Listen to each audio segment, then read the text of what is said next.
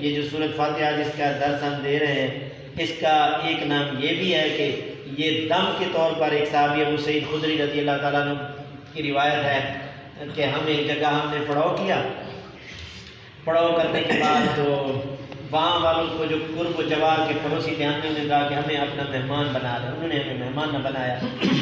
تو کھانے شانے کے لیے کچھ نہ دیا۔ کچھ دیر کے بعد آئے کہ ہمارا جو ہے نا ایک نمبردار تھا جو علاقے کا بڑا تھا، وہ بیمار ہو گیا، آپ میں سے کوئی معالج ڈاکٹر یا کوئی دم کرنے والا ہے؟ صحابہ فرماتے ہیں یہ صحابی ابو سعید خدری رضی اللہ تعالیٰ عنہ کھڑے ہو گئے، انہوں نے کہا جی میں ہوں۔ ہم بڑے حیران، نہ تو یہ ڈاکٹر ہے اور نہ ہی کبھی انہوں نے کوئی ایسا دم کیا ہے، تو کہتے ہیں جی وہ ان کے ساتھ چلے گئے، وہاں جا کر اس کو دم کیا یا اس کا علاج کیا، وہ ٹھیک ہو گیا، تو انہوں نے کوئی بکریوں کا ریوڑ دیا، بکریاں دی کہ یہ لے جاؤ۔ جب واپس آئے تو صحابہ کرام میں سے بعض نے کہا کہ یہ تو بکریاں آپ دم کے عوض لائے، ہم نہیں کھاتے۔ بعض نے کہا یہ اللہ کی طرف سے دیا ہوا رزق ہے، ذبح کرو اور کھاؤ۔ تو بعد میں یہ مسئلہ تو ختم ہو گیا، لیکن صحابہ کرام کی خوبصورت عادت تھی کہ ساری بات رسول اللہ صلی اللہ علیہ وسلم کے سامنے ذکر کرتے۔ تو جب آئے آ کر رسول اللہ صلی اللہ علیہ وسلم کے سامنے ذکر کیا تو آپ نے فرمایا تم نے کیا کیا تھا؟ انہوں نے کہا یا رسول اللہ مجھے اور تو کچھ نہیں آتا تھا، میں نے آپ کی زبان مبارک سے سنا تھا کہ سورۃ فاتحہ موت کے علاوہ ساری بیماریوں کے لیے شفا ہے، میں نے اس کو یہ پڑھ کے دم کی، وہ ٹھیک ہے۔ تو اللہ کے نبی صلی اللہ علیہ وسلم نے فرمایا کہ مبارک خود بھی کھاؤ۔ تو یہ دم کرنا یہ ہے کہ دم میں اینکی پھینکی اور ادھر ادھر کا سبرے کپرے ملا کر اس کو دم کیا جائے، الفاظ قرآن ہو تو اس کے اثرات ہیں۔ جیسے کہتے ہیں نا ایک فلسفی تھا، وہ ابو علی سینا کے بارے میں آتا ہے کہ مرزا جانے جانا رحمۃ اللہ علیہ بیمار ہوئے تو ان کے کسی مرید نے کہا کہ جی حضرت میں ان کو لے آتا ہوں، شاہی حکیم ہے یا کوئی حکیم تھے اس وقت کے شاہی، تو ان کو لے آتا ہوں وہ آپ کا علاج کریں گے۔ کہتے ہیں وہ حضرت بیدار ہوئے کہ آرام فرما رہے تھے تو اتنے میں حکیم صاحب کو دیکھا، انہوں نے فرمایا جی میں پہلے سورۃ فاتحہ پڑھ کے دم کر لوں تو پھر آپ میں علاج کروں۔ تو وہ فلسفی ذہن رکھتے تھے، انہوں نے کہا جی سورۃ فاتحہ تو الفاظ ہے اور تکلیف آپ کے جسم کو ہے، تو الفاظ کا اثر جسم پر کیسے ہوگا اور آپ ٹھیک ہو جائیں گے۔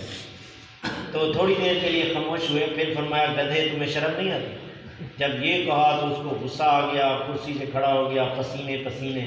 تو کہتا ہے یہ آپ نے میرے وہ شاہی حکیم تھا کہ آپ نے مجھے ایسا کیوں کہا؟ انہوں نے فرمایا آپ کو مسئلہ سمجھایا ہے کہ الفاظ کا اثر جسم پر ہوتا ہے، میں نے آپ کو گدھے کہا ہے تو آپ کو پسینہ بھی آ گیا، آپ کرسی سے کھڑے بھی ہو گئے، میں نے آپ کو کچھ کھلایا تو نہیں ہے، صرف الفاظ ہی کہے ان کا اثر جسم پر کیسے ہوگا؟ لفظ گدھے کا اتنا اثر ہے کہ آپ کا خون گرم ہو گیا ہے، تو سورۃ فاتحہ کا کوئی اثر نہیں ہے جو منزل من اللہ ہے۔ تو قرآن کا ایک اپنا اثر ہے، لیکن غیر شرعی ایسے دم نہ ہو کہ ادھر ادھر سے الفاظ کو شرعی طور پر ٹھیک نہیں۔ تو ایک سورۃ فاتحہ کی خاصیت میں یہ بھی لکھا ہے کہ اللہ تعالیٰ کی طرف سے اللہ تعالیٰ نے اس کو سورۃ الشافیہ بھی ہے کہ شفا دینے والی، سورۃ الشافی شفا دینے والی بھی ہے، کیونکہ اگر ہم اپنے بچوں پر دم کر دیں، جیسے آتے ہیں نا وہ کہتے ہیں جی دم کروانا، بھائی دم کروانا خود پڑھ کے بھی دم کر سکتا ہے، بچوں پر سورۃ فاتحہ پڑھ کے دم کر دے، آیت الکرسی پڑھ کے دم کر دے، یہ خود دم کرنے کی چیزیں بھی ہیں۔ لیکن یہ ہے کہ بعض لوگوں نے اس کو کاروبار بنا لیا،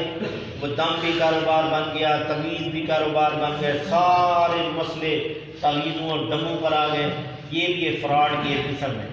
لوگوں کو خوف زدہ کرنا، ان کو یہ کہنا آتے ہی تمہارے اوپر کالا جادو ہو گیا ہے، تمہارا سارا گھر برباد ہو جائے گا، تم نہ آتے تو تم مر جاتے، تمہارے اوپر چوڑا جین بیٹھ گیا، ان کو خوف و ہراساں کرنا، ان سے چیزیں منگوانا، اتنے میٹر کپڑا لے آؤ، فلاں خوشبو لے آؤ، کالا بکرا لے آؤ، سفید مرغا لے آؤ،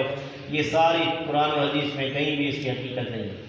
اور اس حوالے سے نہ نکاح باندھا جا سکتا ہے، نہ کسی کا رزق باندھا جا سکتا ہے۔ یہ رزق اور نکاح یہ سارا آسمانوں کا مسئلہ ہے، اللہ تعالیٰ کے ہاتھ میں، ورنہ تو سارے کنوارے مر جاتے۔ اگر